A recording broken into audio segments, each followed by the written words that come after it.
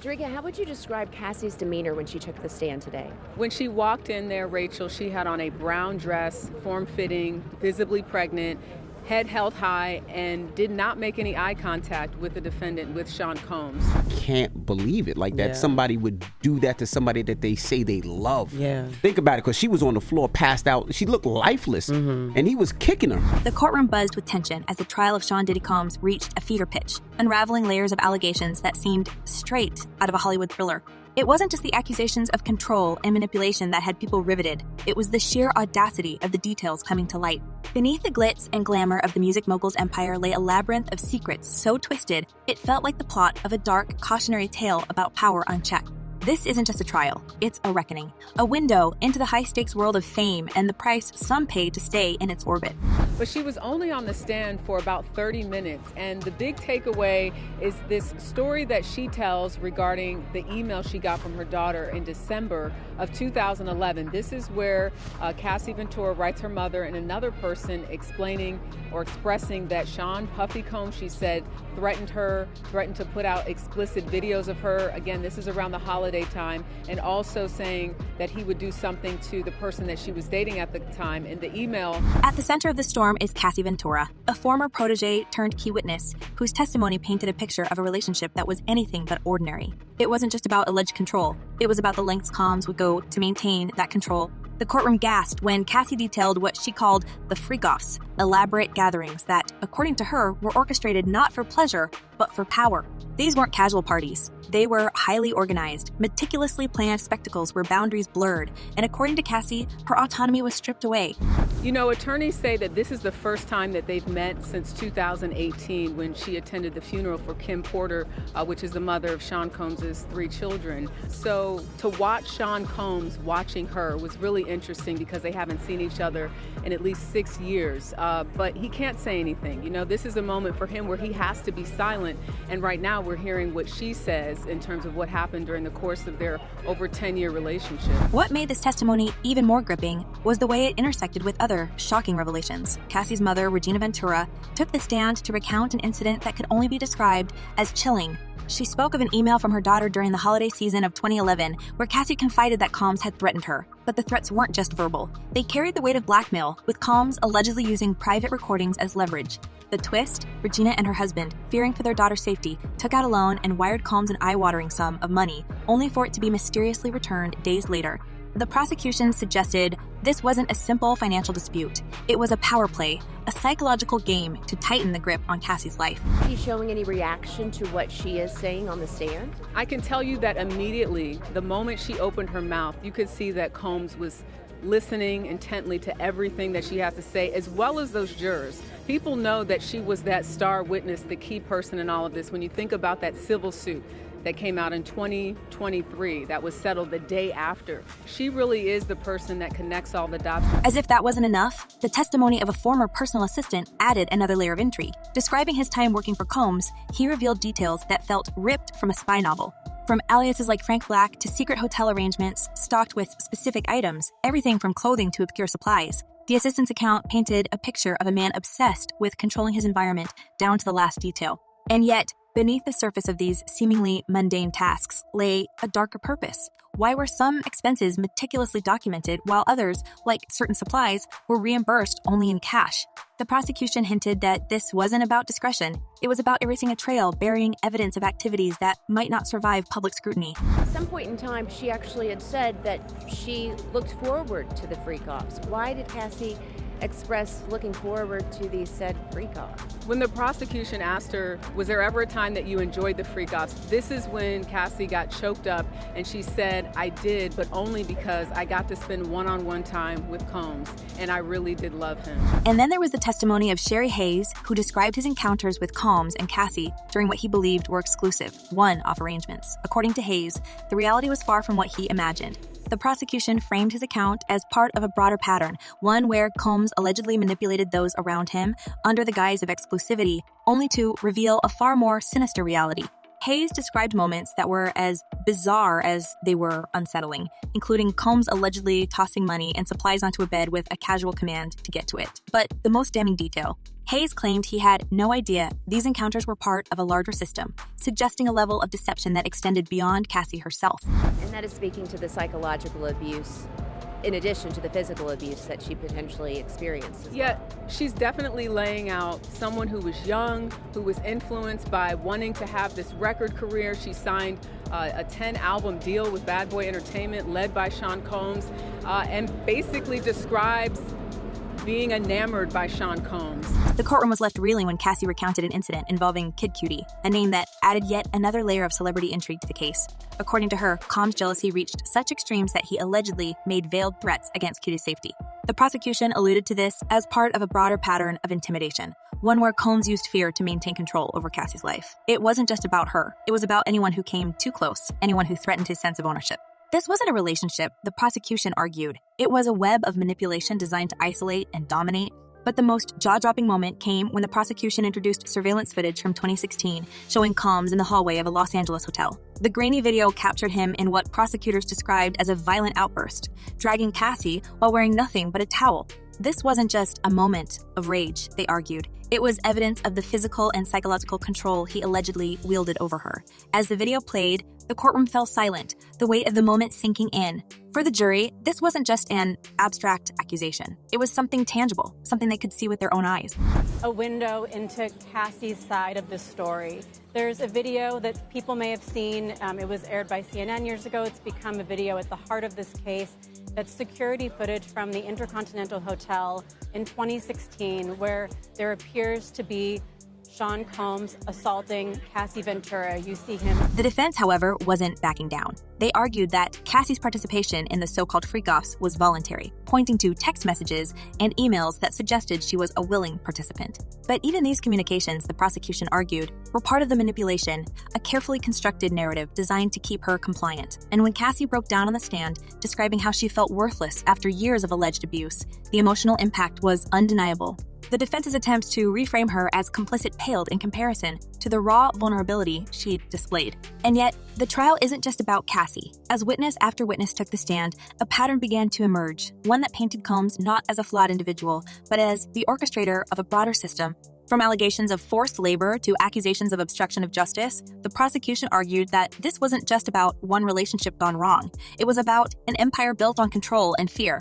Even the smallest details, like the personal assistant's account of working 21 days straight without a break, were presented as part of a larger narrative. This wasn't just about Cassie's story. It was about a culture of exploitation that allegedly permeated every corner of Combs' world. And again, just to reiterate what is a freak-off, the freak-off essentially was something that Cassie said she learned about through Sean Combs about a year into their relationship. He described it as voyeurism, wanting to watch her have sex with someone else. And she said that she did it because she was 22, 21, she was young, she didn't know any better, and that she wanted to please Sean Combs. As the trial unfolds, the stakes couldn't be higher. For Cassie, this is a chance to reclaim her narrative, to stand up to a man she says robbed her of her autonomy. For Combs, it's a fight for his legacy, his freedom, and his reputation. And for the public, it's a window into a world where power and privilege collide in ways most of us can barely comprehend. But what's most unsettling is the sense that we've only scratched the surface. If this is what's coming out in court, what else is lurking in the shadows, waiting to be exposed? And just when you thought the story couldn't spiral any further, it does. Because here's the thing, this isn't just about moral failings or toxic relationships. This trial is dragging an entire empire into the light, and what's being uncovered is a system so calculated, so layered, that it feels like it was designed to operate in the shadows. Behind the headlines, behind the glamorous red carpets and chart-topping singles, there's a machine. And that machine, it's starting to look more like a house of cards built on fear, manipulation, and the calculated destruction of anyone who dared to step out of line. What I thought was also interesting is she said that after that first freak-off, she said she felt dirty. She didn't want to do it. And when she brought up the idea of having a conversation about the freak-offs in an email, which the jurors saw, she said she backpedaled in the email because Combs responded by saying, "I know, you don't want to do it." And she said, "Oh no, well, it's not that." But that was the beginning. That was in 2000. Take Dawn Richards' testimony, another bombshell that's sending shockwaves through the courtroom. For those who don't know, Richard was part of Danity Kane, a group Combs himself created. On the surface, she was a success story, a protege molded under his wing. But in court, she described a very different dynamic, one where Combs wasn't just a mentor but a tyrant. She testified about witnessing physical outbursts, moments where his temper boiled over into violence. One particularly harrowing account involved an argument during breakfast preparations. A skillet meant for scrambled eggs became a weapon. The imagery was visceral, the kind of detail you can't unhear. And Richard wasn't just recounting her own experiences. She painted a picture of an environment where fear was currency, where loyalty wasn't earned but extracted. And then there's the financial angle. The prosecution's narrative isn't just about physical control. It's about economic dominance. Witnesses have described how Combs allegedly used his vast resources to entangle those around him in webs they couldn't escape. Employees were overworked to the point of hospitalization, with one assistant recounting a 21-day stretch without a single break. Another described how expenses were meticulously tracked, except for certain purchases, like specific supplies, which were reimbursed in cash. Why the secrecy? The prosecution hinted that these omissions weren't random. They were intentional, a way to erase evidence of activities that wouldn't withstand scrutiny. It's not just control, with precision, with intent. Yeah, that's trying a criminal case in the modern times. A lot of evidence is on electronic devices, cell phone, tablets, computers, things of that nature. And the devices, especially if you have like external hard drives, 90-something terabytes of data on a single device makes me think some type of hard drive. That takes weeks to go through just for one device on its own. And let's not forget the tech. The courtroom was riveted when prosecutors introduced a piece of evidence that felt like something out of a spy thriller, alleged surveillance footage from one of Combs' properties. The grainy video they claimed showed not just the infamous freak-offs, but documented a system of monitoring that extended far beyond parties themselves. Phones were confiscated, movements were tracked, and those who dared to push back found themselves cornered. One witness described how even casual conversations felt like they were being scrutinized, as if every word could later be used against them.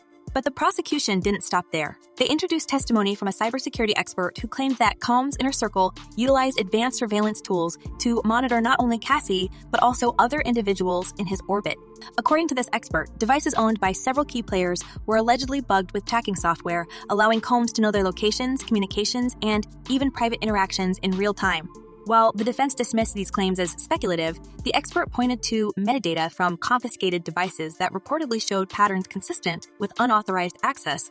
The implication: this wasn't just paranoia, it was a calculated effort to maintain control, one that blurred the line between personal relationships and corporate espionage. It's pretty interesting because I think, we have seen many photos, videos of Sean Combs, aka Diddy, through the Associated Press, through Instagram. And so to see him kind of in person after being in jail for 3 weeks now was pretty interesting, to say the least. And I say that by being that you would expect him to feel a little defeated, a little gaunt, anything like that. But it wasn't that case. He appeared confident. He stood tall. And the layers went deeper still. The prosecution also revealed financial records that they suggested tied Combs' business dealings directly to these alleged operations. One particularly shocking revelation involved payments funneled through shell companies to obscure the true recipients.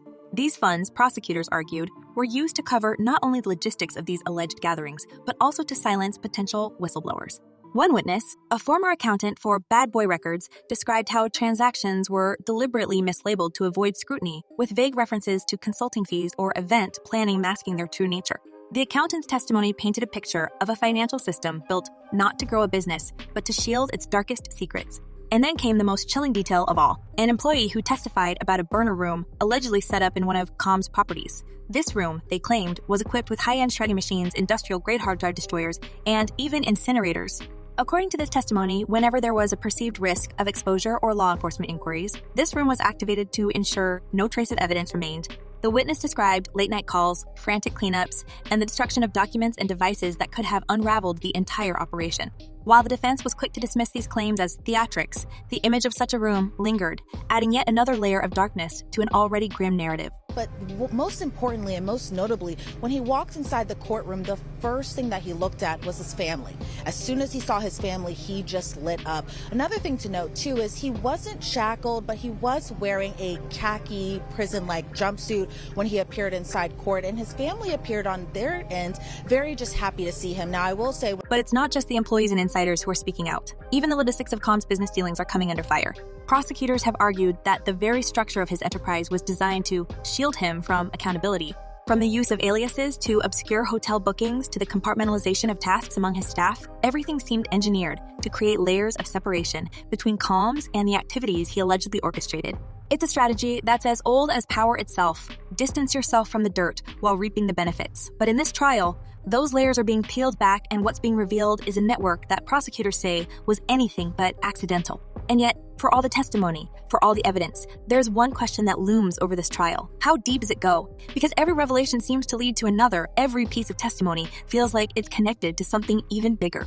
The prosecution has hinted that this isn't just about Combs. It's about an entire ecosystem that enabled his behavior. From the artists who stayed silent to the executives who looked the other way, there's a sense that this trial is just the tip of the iceberg.